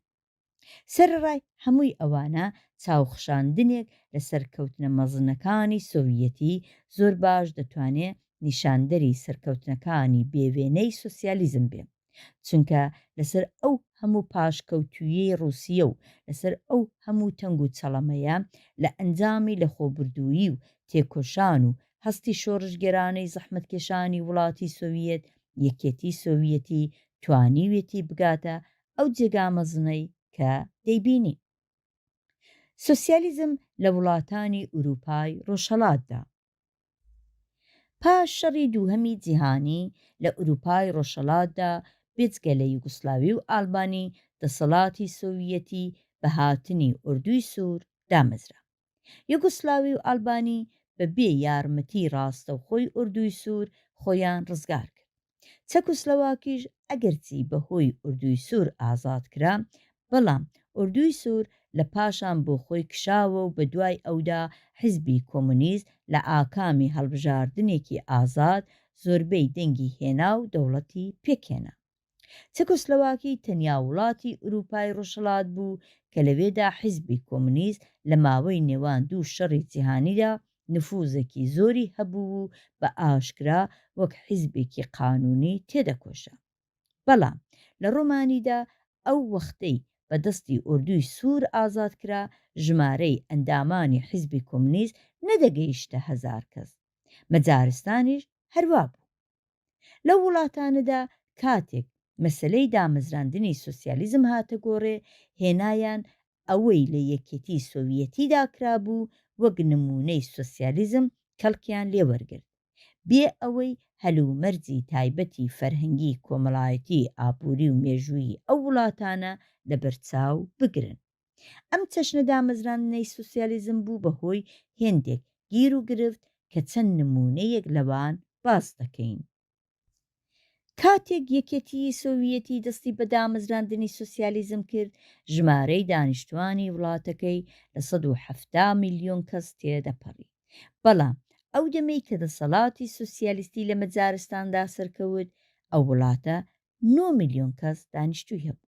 وڵاتێکی 170 میلیۆنی ئیمکاناتی ئەوەی هەیە کە هەموو سەنعەتێکی قورس وەک سەنعەتی ئاسن و پۆڵاتواننەوە، پێترۆشەمی، ئەلکترۆنیک و تەنانەت سەنعەتی ئەتۆمیش بۆ خۆی دروست بکە. بە تایبەتی کە وڵاتی سۆڤیەت ئەو کاتە تەنیا بوو لەلایەن وڵاتانی سرمایەداریشەوە گەمارۆی ئابووری درابوو. بەڵام ئاشکرایە کە وڵاتێکی 9 میلیۆن وەک مەجارستان نەیدەتوانی ئەو هەموو سەنعەتە قورسە دروست بکە، چونکە نە ئیمکاناتی ژێرزەوی خاکەکەی و نەهێزی ئینسانی و نە سرمایەکەی ئیجازەی ئەو کارەی پێ نەدا. سەرڕای ئەوە لە ڕووی نمونەی یەکێتی سۆڤیەتیەوە مەجارستانیش دەستی کردبەوە کە سەنعەتی قورس دروست بکا و چەند گەڵاڵەی لەم بارەوە دەست پێ کرد کە هەر کامەی چەندین ملیارد خەرجی هەڵگرت و هەموو ئێعتباری ماڵی وڵاتی بەخۆیەوە گرت و یەکێک لە ئاکامەکانی ئەو کارە ئەوە بوو کە خەڵک بۆ پێداویستیە سەرەتاییەکانی خۆیان کەوتنە تنگانەوە. باسی مەجارستان بۆیە بۆ نمونە هات چونکە لە چاو وڵاتانی دیکە وڵاتێکی پاشکەوتوو بوو، بەڵام لە ڕاستیدا هەروەک لە هەوڵەوە گوترا هەموو وڵاتانی ئوروپای ڕۆژهەڵات هەرکام بە چەشنێک تووشی تنگانە هاتن. نمونەیەکیش لە وڵاتێکی پێشکەوتووی وەک چەکۆسلۆواکی بێنینەوە. ئەم وڵاتە لەباری کەوژ دروستکردنەوە پێشکەوتووترین وڵات و بە تایبەتی زۆر پێشکەوتووتر لە یەکێتی سۆڤیەتی بوو. باتیا کە لە کوردستانی خۆماندا بە پاتە ناوی دەرکردبوو، کابرایەکی خەڵکی چێکۆسلۆواکی بوو کە کارخانەیەکی گەورەی کەوژ دروستکردنی لە وڵاتە دامەزراندبوو. بەڵام لە سەرەتای ساڵەکانی 50دا هەیئەتێک لە چێکۆسلۆواکی ڕاچوون بۆ مۆسکۆ بۆ ئەوەی بزانن لە یەکێتی سۆڤیەتی کەوشت چۆن دروست دەکەن، هەتا ئەوانیش لە وڵاتی خۆیاندا هەر ئاوا کەوشت دروست بکەن. تەنانەت لەوەش سەیرتر چوون نیمکەتی مەدرسەیان لە یەکێتی سۆڤیەتی ئەندازەگرت و هاتن لە چەکۆسلۆواکیش هەر بەو ئەندازەیە نیمکەتیان دروست کرد. بەڵام لە دواییدا دەرکەوت کە منداڵانی چێکۆسلۆواکی لە منداڵانی سۆڤیەتی هێندێک کەڵەگەتتر و پانوپۆرترن و لەو نیمکەتانەی یەکێتی سۆڤیەتیدا بە تەواوی جێگایان نەدەبوو و بە ناچار ئەندازەکەیان گۆڕی. مەبەست لەو نمونانە ئەوە بوو کە نیشان بدەین لە لاساکردنەوەی سۆسیالیزمی سۆڤیەتیدا گەیشتبوونە چ جێگایەک.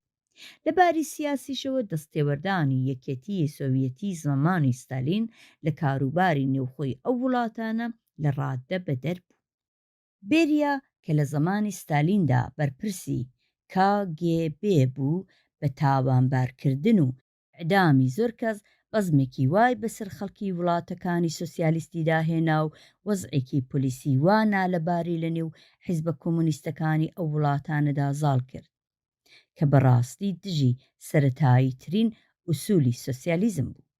لە بوڵغارستان کۆسۆتۆف ئەندامی دەفتەری سیاسی و جێگری سەرۆک کۆمار، لە مجارستان ڕایک سکرتێری حیزب لە زەمانی شەڕدا و وەزیری کاروباری دەرەوە، لە چەکۆسلۆواکی سلانسکی سکرتێری گشتی حیزب ئیعدام کران. سکرتێرە گشتیەکانی ئێستای حیزبە کۆمۆنیستەکانی چێکۆسلۆواکی و مەجارستان هۆساک و کادار هەردووکیان لە زەمانی ستالیندا لە زینداندا بوون.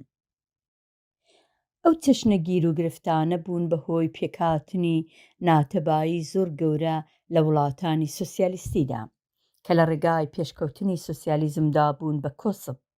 لە مەجارستان لە ساڵی 1956دا شەڕ و ناکۆکی و کوشتار ساز بوو. ئەگەر لەشکری سوور دەخالەتی نەکردبا شوێنەوارێک لە سۆسیالیزم لە وڵاتەدا نەدەما. لە لەهستانیش هەر لەو ساڵەدا ئاڵۆزیەکی گەورە پێکات و بە زەحمەت پێشگیری لە خوێنڕشتن کرا. پاشان بۆ چارەسەرکردنی ئەو گیر و گرفتە چوون گۆمۆلگایان کە لە زینداندا بوو هێنا دەرێ و وەک قارەمانی میلی کردیان بە سکرتێری حیزب. ماوەیەکی زۆریشیان ئیمکان پێدا کە وڵات بەڕێوە بەرێ، بەڵام هیچ سەرکەوتنێکی بەدەست نەهێنا و بە پێچەوانە وەزعەکەی بە تەواوی ئالۆز کرد، چونکە هەر لەسەر شێوەی بەڕێوەبردننی پێش ساڵی 1956 واتە زەمانی ستالین دەڕۆی. تەنگ و چەڵەمەی ئێستای لەهستانیش هەر بەرهەمی ئەو وەزعە نالەبارەیە کە لە درێژایی ئەو ساڵانەدا پێکهاتووە. لێرەدا جێگایەتی کە دیسانیش ئەم ڕاستیە دووپات بکەینەوە کە ناکرێت تاوانی ئەو هەموو هەڵەیە بە تەنیا بخەینە سەرشانی ستالین، بەڵکو هەروەک گوترا سەرچاوەی پێکهاتنی ئەو وەزعە لە پێشدا ئامادە نەبوونی هەلومەرجی ئابووری و کۆمەڵایەتی و فەرهەنگی بۆ دامەزراندنی سۆسیالیزم لە رووسیەدا بوو کە شەخسیەتی پڕ لە ناتەبایی ستالینیش خۆی یەکێک لە بەرهەمەکانی بوو. وڵاتانی سۆسیالیستی و دموکراسی ئەوەی کە لەسەر گیر و گرفت لە وڵاتانی سۆسیالیستیدا کوترا بەو مانایە نییە کە سۆسیالیزم لەو وڵاتانەدا هیچ سەرکەوتنی بەدەست نەهێناوە یان سۆسیالیزم توانای چارەسەرکردنی گیر و گرفتەکانی نییە یان لە وڵاتانی دیکەدا گیر و گرفت نییە. هەروەک لەسەر یەکێتی سۆڤیەتی باسکرا سۆسیالیزم لەو وڵاتانەدا کە دامەزراوە سەرکەوتنی زۆر گەورەی وەدەسێناوە، بەڵام ئەگەر هەلومەرجی تایبەتی ئەو وڵاتانە لە نەزەر بگیرایە و لاساکردنەوەی تێدا نەبوایە سەرکەوتن زۆرتر دەبوو و گیر و گرفتیش کەمتر. هیچ گومان لەوەدا نییە کە هەر کام لە وڵاتانی سۆسیالیستی لێوەشاوەیی ئەوەیان هەیە تنگ و چڵەمەکانی دامەزرانی سۆسیالیزم لە نێو بەرن، بەڵام بۆ ئەم کارە بەشداری هەموو خەڵک پێویستە و هەوڵ هەنگاو ئەوەیە کە بە خەڵک ڕێگا بدرێ بە ئازادی نەزەری خۆی لەسەر گیر و گرفتەکان دەرببڕێ و بیر و بڕوا ئالوگۆڕ بکە. لێرەدایە کە مەسلەیەکی زۆر ئەساسی واتە دموکراسی دێتە گۆڕێ. بۆ سادەکردنەوەی ئەم باسە باشترە کە چەند بەشی دموکراسی لێک جیا بکەینەوە. هەرچەند کە دموکراسی لە ئەساسدا بەش ناکرێ و هەموو بەشەکانی پەیوەندی دیالکتیکیان پێکەوە هەیە، بەڵام بۆ تێگەیشتن لە ئەسڵی باسەکە ئەم بەشکردنە پێویستە کە ئێمە ناویان دەنێین دموکراسی کۆمەڵایەتی، دموکراسی ئابووری و دموکراسی سیاسی. لەسەر دموکراسی ئابووری پێشتر باسمان کردووە. ئەو دموکراسیە بەگشتی لە وڵاتانی سوسیالیستیدا لە وڵاتانی سرمایەداری زیاترە، چونکە داهاتی نەتەوەیی عادڵانەتر دابەش دەکرێت. دیارە ئەو داهاتە ممکنە کەمیان زۆر بێ. ڕاستە کە کرێکاری نێونجی سۆڤیەتی ئێستاش پایەی ژیانی ئابووری لە کرێکاری نێونجی وڵاتانی سرمایەداری پێشکەوتوو نزمترە، کە ئەمە خۆی هۆی مێژوویی هەیە، بەڵام ئەوەندە کە هەیە عادڵانەتر دابەش دەکرێ و ئەوە بە تەواوی ڕوونە. لەباری دموکراسی کۆمەڵایەتیشدا وەزع هەر بەم جۆرەیە، چونکە ئەو یارمەتیەی کە دەوڵەت لە وڵاتانی سوسیالیستیدا بۆ پەروەردەکردن و بارهێنان و لەشساغی و بنەماڵەی کەمداهات و بنکەی گشتی فەرهەنگی و هونەری و شتیوا تەرخانی دەکا، بەڕاستی شتێکی بەرچاوە و کۆمەڵی سوسیالیستی لەم بارەوە زۆر ئیمتیازی نائادڵانەی لە بەین بردووە کە لەگەڵ کۆمەڵی سرمایەداریدا جێگای هەڵسەنگاندن نییە. بەڵام کە دەگەینە سەر باری دموکراسی سیاسی وەزعەکە فەرق دەکا. لێرەشدا بۆ ڕوونکردنەوەی باسەکە باشترە دموکراسی سیاسیش بە دوو بەش بکەین. یەکێکیان دموکراسی فەردیە، واتە ئەوەی کە هەر کەس بتوانێت ژیانی تایبەتی خۆی بەو جۆرەی پێی خۆشە بەڕێوەی بەرێ. بۆ نمونە لە جمهوری ئیسلامیدا ئەم جۆرە دموکراسیە ئەوەندە مەحدودە کە تەنانەت شێوەی جلەبەرکردنیش دیاری کراوە. لەم بارەوە لە وڵاتانی سوسیالیستیدا بەگشتی ئەم چەشنە مەحدودکردنەیان نییە و یان ئەگەریش هەبێ زۆر کەمە. لە زەمانی شۆڕشی فەرهەنگی لە چیندا هێندێک لەو مەحدودیەتانە هەبوون و بۆ نمونە بەستنی کراوات قەدەغە کرابوو.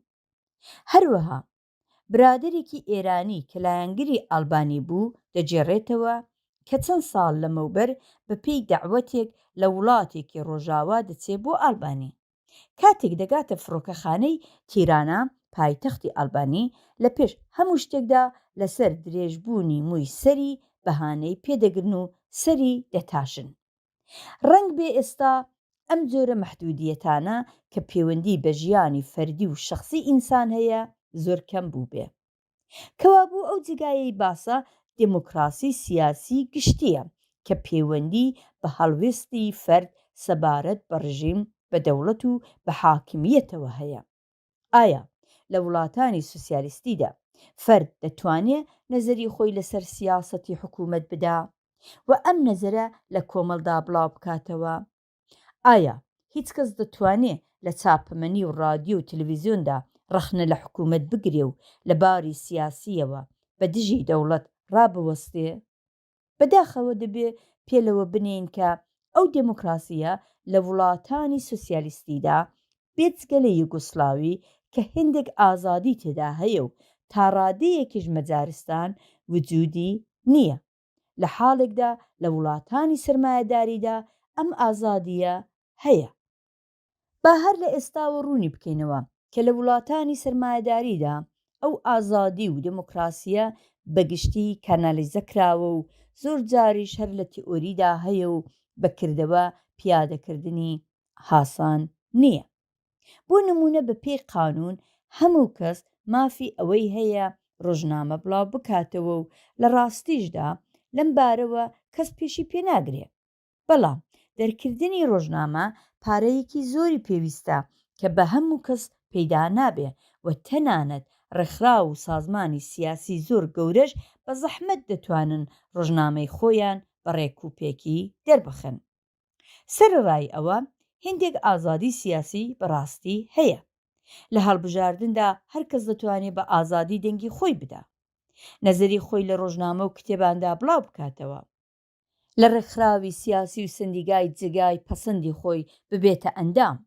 ئازادی هاتوچۆی بۆ وڵاتەکانی دەرەوە و پەیوەندیگرتن لەگەڵ ڕێکخراوە سیاسەکانی وڵاتانی دیکەی هەیە و بۆ ئەم جۆرە کارانە ناخرێتە ژێر چاوەدێری و زیندانی ناکرێ و مەحکوم نابێ. ڕەنگ بێ ئەو پرسیارە بێتە پێش کە ئەگەر ئەندامانی حیزب لە وڵاتانی سۆسیالیستیدا ڕەخنەکانی خۆیان بە ڕاشکاوی بڵێن چ دەبێ؟ وەڵام ئەوەیەکە لە نەزەر زۆربەی ئەو ئەندامانە ئەم کارە وەک سەر لە دیواردان وایە. بە تاقیکردنەوە دەزانن کە ئەگەرچی ممکنە لە هەوڵدا بە ڕواڵەت پێیان بڵێن کە ئەو ڕەخنە و ڕەخنەگرتنە مافی خۆیانە، بەڵام لە یەکەم هەڵکەوتدا بیانوویان پێدەگرن و سزایان دەدەن. هەروەک ئیشارەمان پێکرد، ئێستا لە نێو وڵاتانی سۆسیالیستیدا لەم بارەوە فەرق هەیە. لە یوگۆسلاوی مەجارستان تا ڕادەیەک وەزع باشترە و ڕژیم سەبارەت بە ڕەخنەگران ئەوەندە توندوتیژی نیشان نەدا. هیچ گومان لەوەدا نییە کە ئەگەر ئیمکان بدرێ خەڵک بە ئازادی نەزەری خۆیان دەربڕن، گیرروگرفتەکانی وڵاتانی سۆسیالیستی باشتر چارەسەر دەکرێن و سۆسیالیزم نەک تەنیا لە مەترسی ناکەوێ بەڵکو زۆریش قازانج دەکا. لە راپۆرتی کۆمیتەی ناوەندی حیزبی کۆمونیستی فەڕەنسا بۆ کۆنگرەی 24می ئەو حیزبەدا هاتووەکە بۆ وڵاتانی سۆسیالیستی ئوروپا بەرەو پێشچوون بۆتە هۆی پەیدابوونی گیر و گرفت و ناتەبایی. ئەو وڵاتانە پێویستیان بە پێشرەفتی کۆمەڵایەتی هەیە کە ئەوەش بۆ خۆی دەبێتە هۆی پەیدابوونی پێداویستی تازە و جۆربەجۆرەکانی خەڵکەکەیان. هەروەها پێویستیان بە دموکراسی هەیە کە لە هەموو بارێکەوە دەتوانێت ڕێگای چارەسەرکردنی گیرروگرفتەکانی مەوجود بێ. دموکراسی مەسلەی ئەساسی بۆ بەرەو پێشچوونە، ئەوەش تەنیا بە هێندێک بڕیاری ئیداری جێبەجێ نابێ و کە لەو وڵاتانەدا لە جیاتی خەباتی سیاسی و ئیدۆلۆژیکی بەکاردەهێنرێ و ئێمە بە تەواوی دژایەتی خۆمانیان لەگەڵ دەردەبڕین، بەڵکو دەبێ هەموو ژیانی کۆمەڵایەتی ئاڵوگۆڕێکی زۆر قوڵی دموکراتی بەسەردا بێ. بێجگە لەوانەی کوترا لە وڵاتانی سۆسیالیستیدا هێندێک ئیمتیازی بێجێ بۆ ئەندامانی پایەبەرزی حیزبی و دەوڵەتی هەیە کە لەگەڵ ئوسولی سۆسیالیزم ڕێکناکەوێ و دەبێتە هۆی پەیدابوونی کەموکوڕی. یەکێک لە کەموکوڕیە ئەساسیەکان ئەوەیە کە بەرپرسان و کادرە بەرزەکانی حیزب پەیوەندی ڕاستەوخۆیان لەگەڵ کۆمەڵانی خەڵک زۆر کەمە. نەتیجەی ئەو وەزعە دوورکەوتنەوە لە خەڵکە و ئەوە تا ڕادەیەک گەیشتووە کە جاری وا هەیە کادرەکان بە شێوەی تایبەتی خۆیان قسە دەکەن کە خەڵکی ئاسایی عادەتی پێ نەگرتووە. ئاشکرایە کە ئەو دوورکەوتنەوە لە خەڵکی ئاسایی ئەگەر درێژەی هەبێ کاربەدەستان بەرەبەرە سەبارەت بە بیر و ڕاو داخوازەکانی گەل بێگانە دەکا. 4. سۆسیالیزم و هەلومەرجی وڵاتەکەمان. هەتا ئێرە هەم لە باری تێوەریەوە و هەم لە باری ئەمەلیەوە باسی بارە باشەکانی سۆسیالیزممان کرد. هێندێک گیر و گرفتی سۆسیالیزمی مەوجود و هۆی ئەو گیر و گرفتانشمان خستە بەرچاو و لە ئاخردا هاتینە سەر ئەوە کە گیر و گرفتی ئەساسی لە سۆسیالیزمی مەوجوددا نەبوون یا مەحدودبوونی دموکراسی سیاسیە. ئێستا دەتوانین بینە سەر باسی ئەو مەسەلە گرینگە کە ئەو سۆسیالیزمەی ئێمە دەمانەوێت دای بمەزرێنین چ جۆر سۆسیالیزمێکە، یان باشتر ئەوەیە کە پرسیار بکەین ئایا ئەو سۆسیالیزمەی ئێمە دەمانەوێت دروستی بکەین بە تەواوی عینی ئەوە دەبێ کە لە وڵاتانی سۆسیالیستیدا دامەزراوە؟ وەڵامی ئەو پرسیارە زۆر بەڕاشکاوی ئەوەیە کە نا، ئەوە لەگەڵ وەزعی وڵاتەکەماندا ناگونجێ، چونکە ڕاستەکە کۆمەڵی کوردەواری پێی ناوەتە قۆناغی سەرمایەداری، بەڵام هێشتا خۆی بە تەواوی لە پەیوەندیەکانی سەردەمی دەرەبگایەتی ڕزگار نەکردووە. تەرکیبی کۆمەڵایەتی وڵاتەکەمان و تەرکیبی چینایەتی کۆمەڵی ئێمە جیاوازیەکی تەواوی لەگەڵ کۆمەڵێکی سەرمایەداری هەیە. فەرهەنگ و سونەتی گەلەکەشمان تایبەتین و لەگەڵ فەرهەنگ و سونەتی گەلانی دیکە فەرقی هەیە. بۆیە زۆر ڕوونە کە ئەو سوسیالیزمەی ئێمە دەمان هەوێ دای بمەزرێنین دەبێت لەگەڵ سوسیالیزمی یەکێتیە سوێتی یان فەڕەنسا یان ڤیەتنام یا هەر جێگایەکی دیکە فەرقی هەبێ. بە لەبەرچاوگرتنی هەمووی ئەوانەیە کە ئێمە دەمانەوێت سوسیالیزمێکدا بمەزرێنین کە لەگەڵ هەلومەرجی تایبەتی وڵاتەکەماندا ڕێک بکەوێ.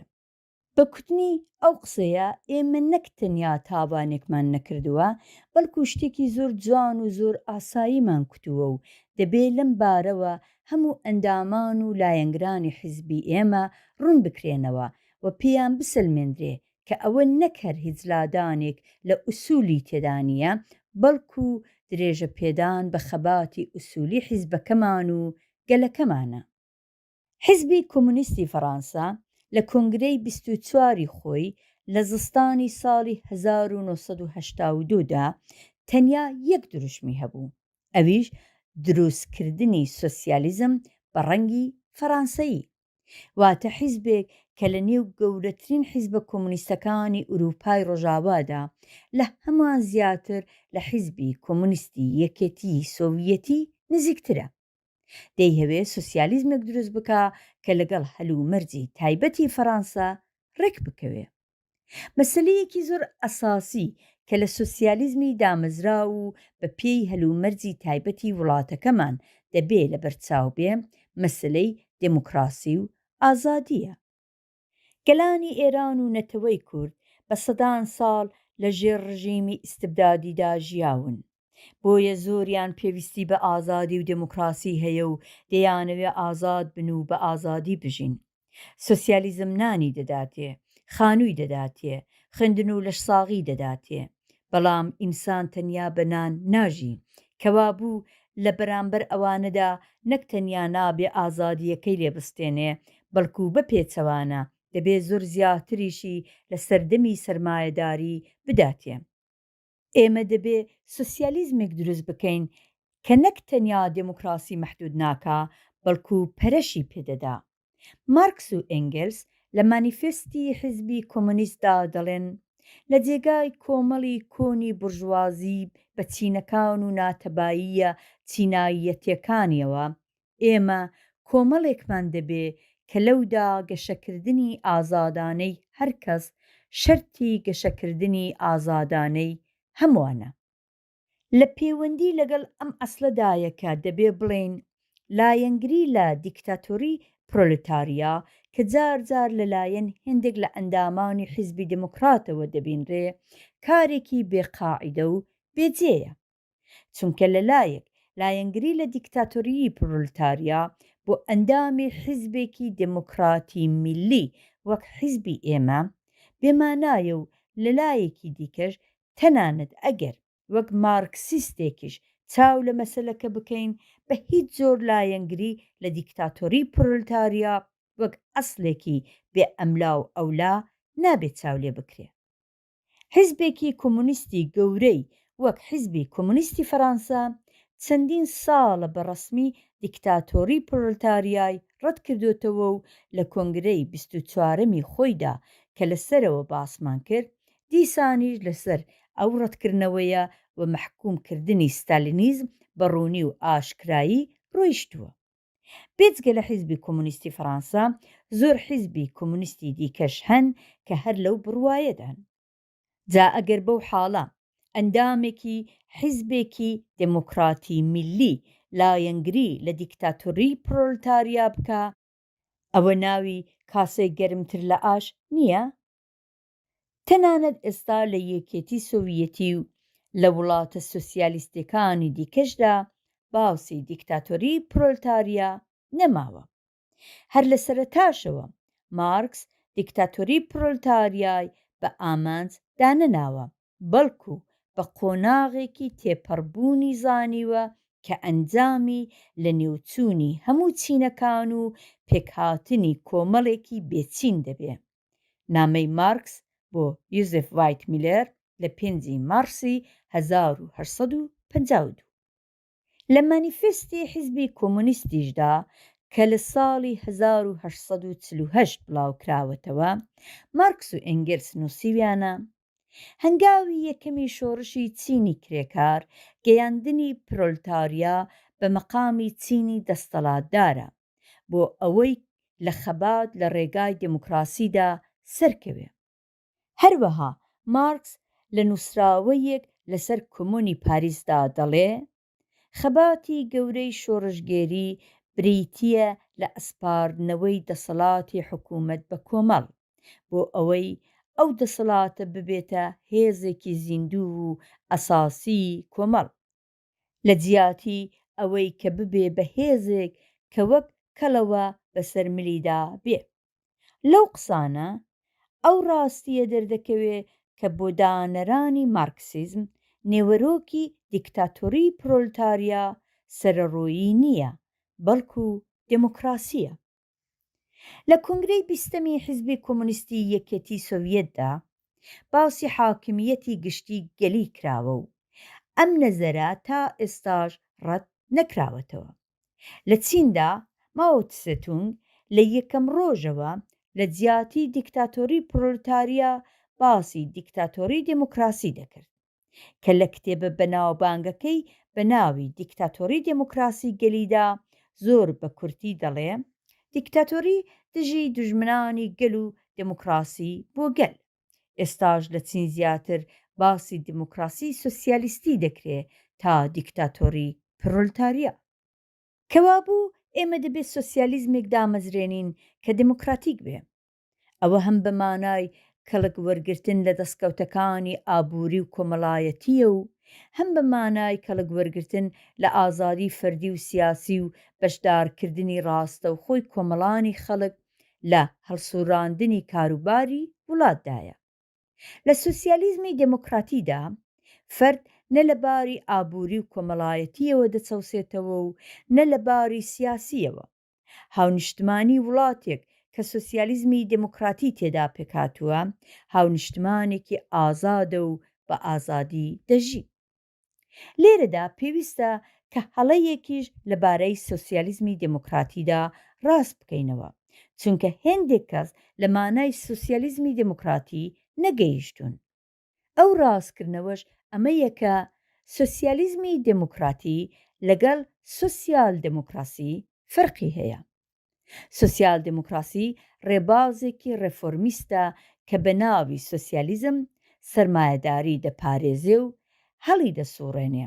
بە ناوی سۆسیالیزم کرێکاران هەندەدا بۆ ئەوەی سەرمایەداری قبول بکەن و بە کورتی دەیەوێ کە گیر و گرفتەکانی سیاسی و کۆمەڵایەتی و ئابووری کرێکاران لە چوارچێوەی سەرمایەداریدا چارەسەر بکە بێ ئەوەی ئەو چارچێوەیە تێک بدا. لە حاڵێکدا سۆسیالیزم بە مانای ڕووخاندنی سەرمایەداری بە تەواوی و پێکهێنانی کۆمەڵێکی نوێیە. بێجگەلەوە سۆسیالیزم بە نیزام و کۆمەڵ دەکوترێ و سۆسیال دموکراسی ڕێبازی حیزبێکی سیاسیە. لە ڕاستیدا وێکچوونی وشەی سۆسیالیزمی دموکراتی و سۆسیال دموکراسی وەک وێکچوونی وشەی ئابووری سیاسی و سیاسەتی ئابووریە. ئابووری سیاسی بە زانستی ئابووری دەڵێن کە لە قانونەکانی گشتی ئابووری دەکۆڵێتەوە. لە حاڵێکدا سیاسەتی ئابووری سیاسەتی دیاریکراوی حیزبێک یان دەوڵەتێک لە مەیدانی ئابووریدایە. ئێمە کاتێک دەڵێن سۆسیالیزممان دەوێ ئەوە خۆی بە مانای ڕەتکردنەوەی سەرمایەداری و لە نەتیجەدا ڕەتکردنەوەی سۆسیال دموکراسیە. بەڵام ئەگەر کوتمان سۆسیالیزمی دموکراتیمان دەوێ مانای ئەوەیە کە دیسان هەر سۆسیالیزممان دەوێ بەڵام سۆسیالیزمێک کە دموکراسیشی لەگەڵ بێ و پەرەی پێ بدا.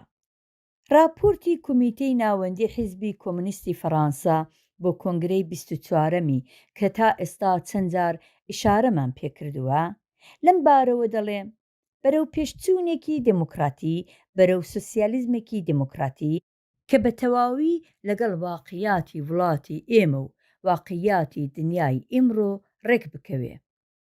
ئەمە ئامانجی گەورەی حیزبی ئێمەیە. دیارە لە دامەزراندنی سۆسیالیزمدا بێجگەلەوە کە هەلومەرجی تایبەتی هەر وڵاتێک دەبێ بخرێتە بەرچاو هێندێک ئوسولی گشتیش پێویستە لە نەزەر بگیرێ. یەکەم، هەروەک گوتمان سۆسیالیزم بە مانای لە نێوبردننی چەسانەوە و پێکێنانی نیزامێکە کە لەودا کاری ئینسان ئەرزشی ئەساسیە. دووهەم، سۆسیالیزم ئەزمونێکی مێژووییە، هەر بۆیە دەبێت لە دامەزراندنیدا لە ئەزمموی هەموو وڵاتێک کەڵک وەربگیرێ بێ ئەوەی هیچ وڵاتێک بە تەواوی ببێتە نمونە و هەروەها بێ ئەوەی ئەزمموی بە نرخی هیچ وڵاتێک بکەوێتە پشتگوێ. بۆ نمونە ئێستا لە فەڕەنسا تاقیکردنەوەیەکی تازە دەست پێکراوە. دیارە جارێ ناتوانین چاوەڕوان بین کە بەم زوانە کۆمەڵی فەڕەنسا لە بنەڕەتەوە تووشی گۆڕان بێ. بەڵام ئێستا حکوومەتی سۆسیالیستی فەڕەنسا لەباری ئابووری و کۆمەڵایەتیەوە ڕاست ئەوەی دەکا کە نەزەری حیزبی کۆمونیستی فەڕەنسەیە. هەروەک کوترا تاقیکردنەوەی فەڕەنسا هەم تازەیە و هەم ماوەیەکی کەمە دەست پێکراوە، هەر بۆیە ناکرێت جارێ لەسەری حیساب بکەین. تەنیا یەک مەسەلە لەم تاقیکردنەوەیەدا بۆ ئێمە جێگای سرنجە و ئەویش ئەمەیەکە ئەگەر سەرکەوێ دەبێتە نمونەیەک لە سۆسیالیزمی دموکراتی. لە دامەزراندنی سۆسیالیزمدا بێگومان ئەزمموی یەکێتی سۆڤیەتی و وڵاتانی ئوروپای ڕۆژهەڵات و چین وەک ئەزمموونێکی زۆر بەنرخ دەبێ لە بەرچاو بگیرێ و نەک تەنیا لەم بارەوە کە سۆسیالیزم دەبێت چۆن دابمەزرێ، بەڵکو لەم بارەشەوە کە چۆن نابێ دابمەزرێ. ئێمە دەبێ هەم لە ئاکامە لەبارەکانی ئەم ئەزممونە مێژوویە کە گەورەترین و گرنگترین ئەزمموی کۆمەڵی مرۆڤە کەڵک وەرگرین و هەم لە هەڵەکانی خۆ بپارێزین. 5. هەڵوێستی ئێمە بەرامبەر بە وڵاتانی سۆسیالیستی. بەر لەوە کە بچینە سەر ئەسلی باسەکە، پێویستە ئاوڕێک لە مێژووی جوڵانەوەی کرێکاری جیهان بدەینەوە.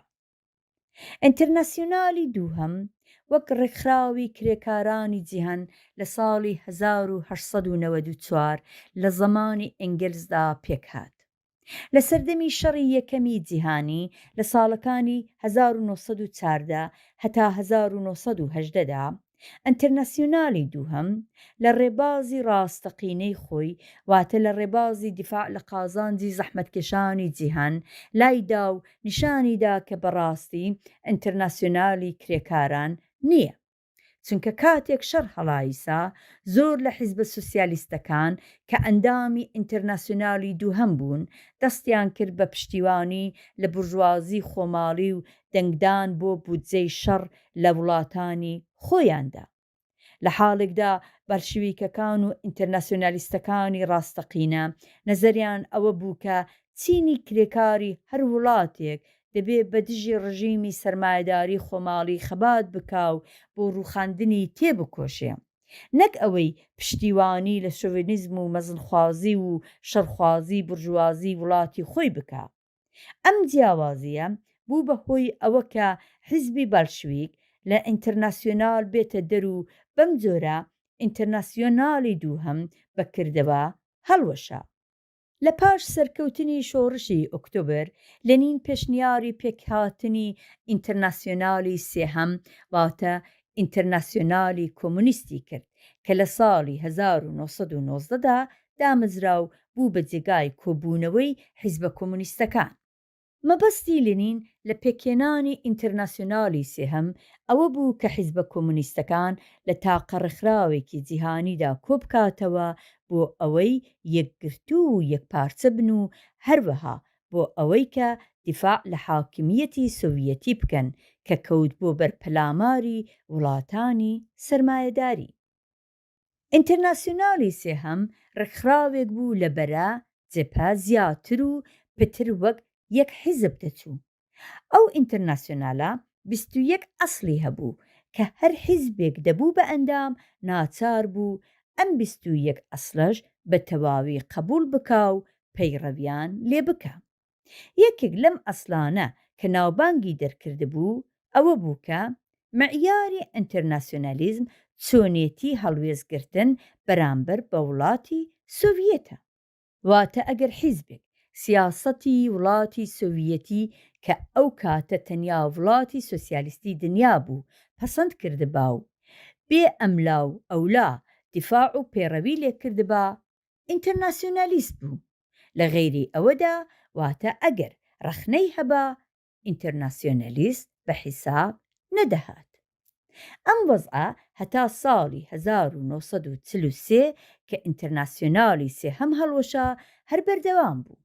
بەڵام لەو ساڵەدا ڕاگەیاندرا کە بەهۆی لە گۆڕێدابوونی شەڕ هەر حیزبێکی کۆمونیست دەتوانێت سیاسەتی خۆی سربەخۆ دیاری بکە.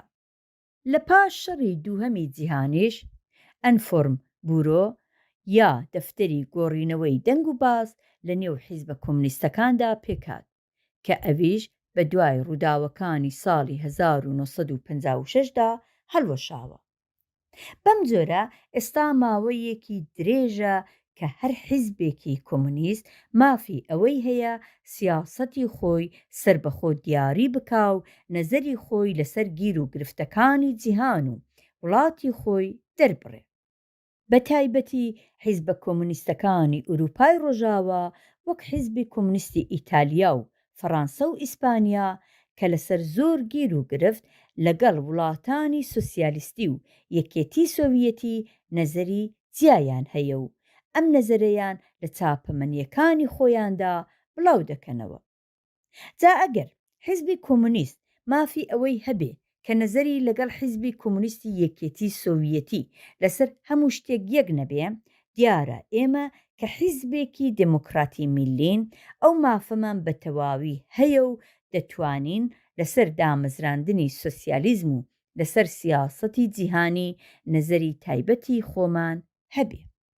ئاشکرایەکە یەکێتی سۆڤیەتی سیاسەتی دەرەوەی خۆی هەیە و لەسەری دەڕوا. بەڵام ئایا ڕێبازی ئەو سیاسەتە هەموو کاتێک لەگەڵ بیر و ڕای زۆربەی کۆمەڵانی خەڵکی ئێران یەکدەگرنەوە؟ بۆ نمونە ئێستا هەموو کەس دەزانێ کە یەکێتی سۆڤیەتی بێجگە لە کامیۆن و ماشێن و کەلوپەلی دیکە چەکی وەک RPG و کاتیوشا و زۆر چەک و تەقەمەنی دیکەی بە ڕژیمی شا فرۆشتە بوو. ئەگەر ڕژیمی شا کە ڕژیمێکی سەرەڕۆ و پۆلیسی بوو ئەم چەکانەی لە نێو وڵاتدا بەکارهێنابا، ئەوە دژی ئازادی و داخوازەڕەواکانی گەلانی ئێران بوو. ئەگەر لە دەرەوەی ئێرانیش بەکاری هێنابا لەبەر ئەوەکە ڕژیمێکی سەر بە ئیمپریالیزم بوو ببوو ژاندارمی ناوچەی ڕۆژهەڵاتی نێوەڕاست. ئەوە دیسان دژی ئازادی و ئازادی خوازی گەلانی ناوچە بوو. هەروەکو شا ئەو چەکانەی لە زوفار بەکارهێنا. جا ئایا ئێمە وەک ئێرانێکی ئازادی خواست حەقمان نەبوو کە بڵێن فرۆشتنی ئەو چەکانە بە ڕژیمی شا دژی قازانجی گەلانی ئێران بوو؟ ئەرکی سەرشانی ئێمە ئەوەیەکە لە پێشدا لە قازانجی گەلی خۆمان دیفاع بکەین، هەروەها کە یەکێتی سۆڤیەتیش لە پێشدا دیفاع لە قازانجی گەلەکەی دەکا.